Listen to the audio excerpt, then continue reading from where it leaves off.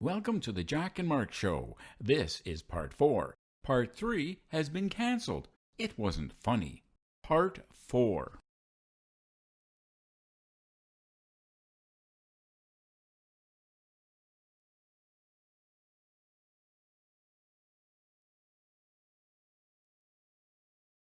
Now, the fire extinguisher, who invented the fire extinguisher? Wasn't the mother known as the extinguisher? Wow, she was known as the extinguisher. That was if you pissed her off. She could get pretty angry, and usually the person would find their financial bank account extinguished because she was pretty good with numbers and stuff too. But the extinguisher, the invention of the extinguisher goes back way back to the Greeks because they invented everything.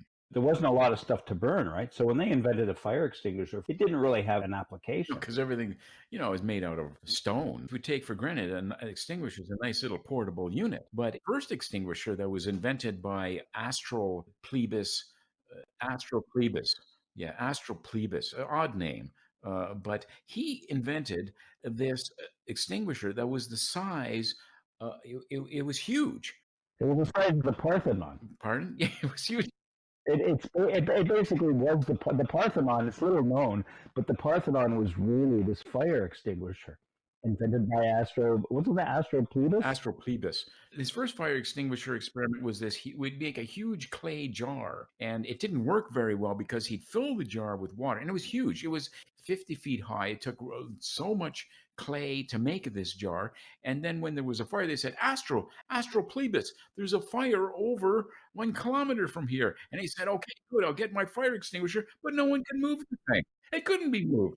That gave rise to the invention of the hose. That's right. Yeah, I mean, that was another philosopher, right? That was Placenta, wasn't it?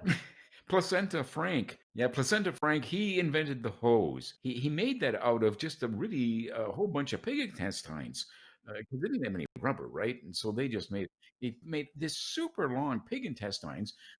Right. I mean, you take 50 pigs, you kill them all, you take their small intestines out. This led to the invention of the sausage.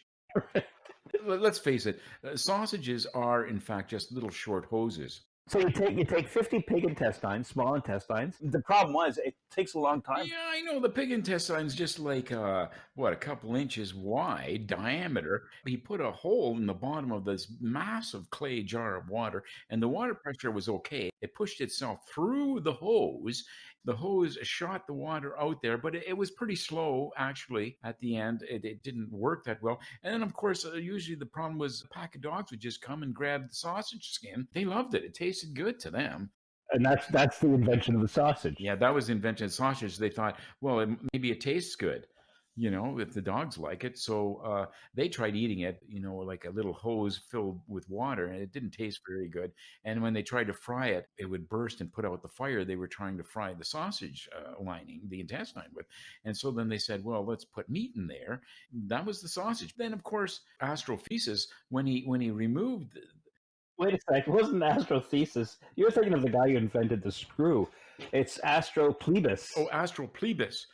Yeah, Thesis. Archimedes invented the screw. Plebis invented the big clay fire extinguisher, and Placenta.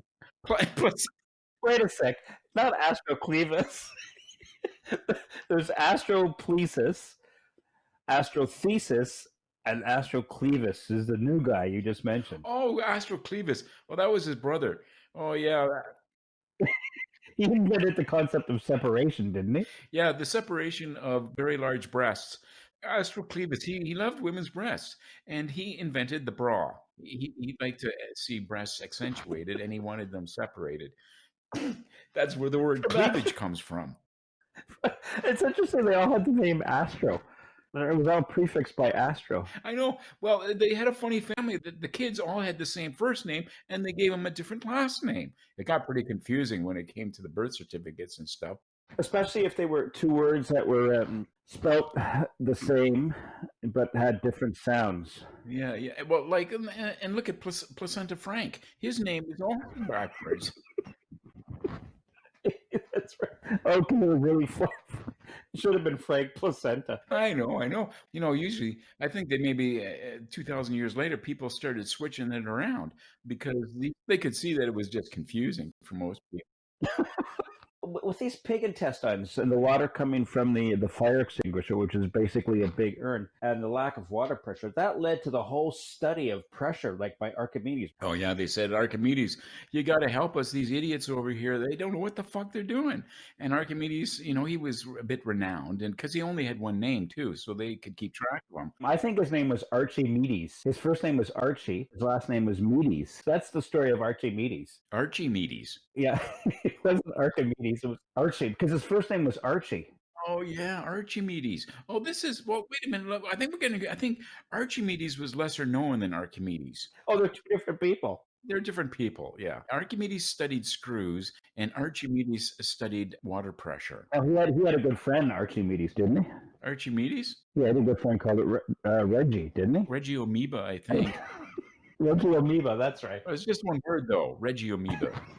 Reggieomoeba. Reggieomoeba didn't live long because he kept trying to study things in the water, in the ocean, and he didn't know how to swim.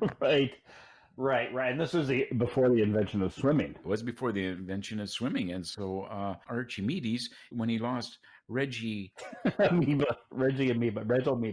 Yeah, when Archimeda lost no when he lost Reggieomoeba, he became despondent and he said, "That's it. I'm gonna fight water. Water took my friend, and I'm gonna fight water to do my bidding. I wanted to do what I wanted to do." And he tried to go out into the water, and of course he couldn't swim either, and he almost drowned. So then he went out and he said, "I'm going to try attacking water a different way." So he started becoming obsessed with water pressure, to be able to control water to do what you want it to do and not let water do what it wants to do to you. Right. And he failed, right? Well, he started off with the big 50-foot wide, 5-story high clay jar fire extinguisher. So in order to get more water pressure, he thought, how can I do that? First, he just started throwing rocks in there, but that just made it overflow over the top. That doesn't work at all. As we know today, water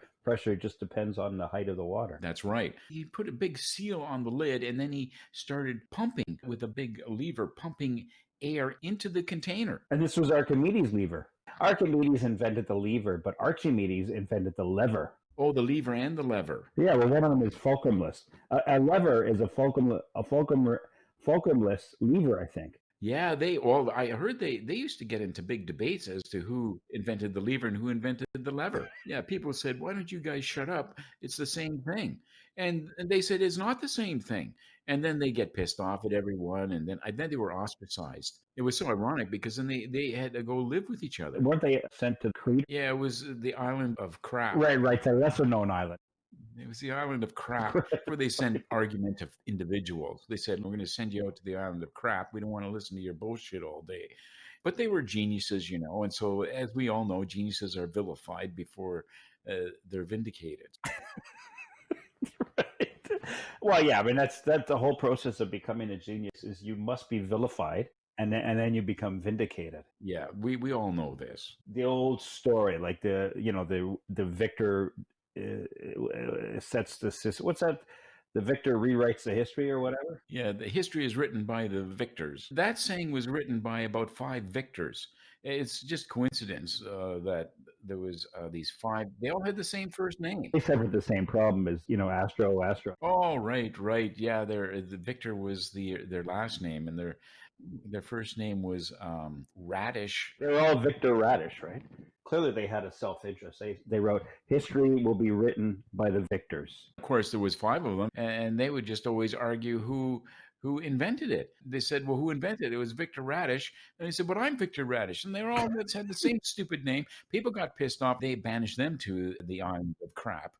The 5 victors were out there, and along with Archimedes and Placenta Frank. Were the Astros there? Well, Astro Clevis, he didn't have to get sent to the island of crap because big-breasted women were having back problems, and Astro Clevis invented the bra, and they liked the bra. That's where Clevis came from, as you said earlier. He had a good life. He was popular, and he also got to always look at cleavage. It's all he wanted, anyways. And most people, if they look at cleavage, they get in trouble from their partners.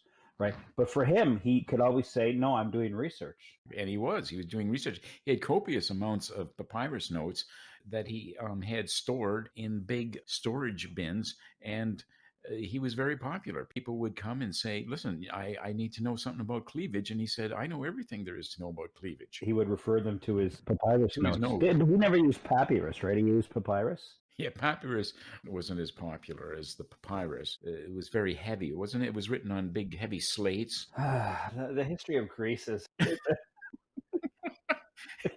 It's endless. Greece, you can milk forever because they did everything first, it seems, and they didn't even have to have science. I mean, Aristotle, he envisioned atoms. How did he know anything about atoms? He just thought it up. well, he had a friend called Adam. That's the thing. He gets credit for having thought that all molecular bonds and stuff are made out of atoms, but actually he was an idiot. He just thought everything was made out of his friend Adam. He said atoms actually compose the structure of the world together. In the 1800s, you had John Dalton's atomic theory. In this time, you had Aristotle's atomic theory. But he was saying atoms as an ADAMS. But no one ever really put it to the test. They just assumed it was true. Yeah, they just thought it was true because he was right about other things.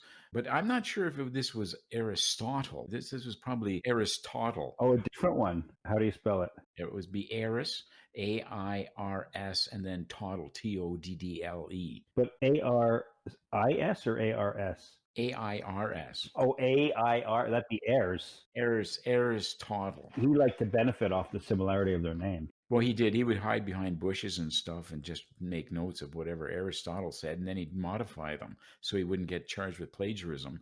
And he would just go on his own things. He'd hear about atoms, and then he'd wrote this other theory about atoms, a person, ADAMS. He thought atoms kept everything coherent. I think they banished him to the island of crap as well because it made no sense. We have concluded our broadcast schedule for today.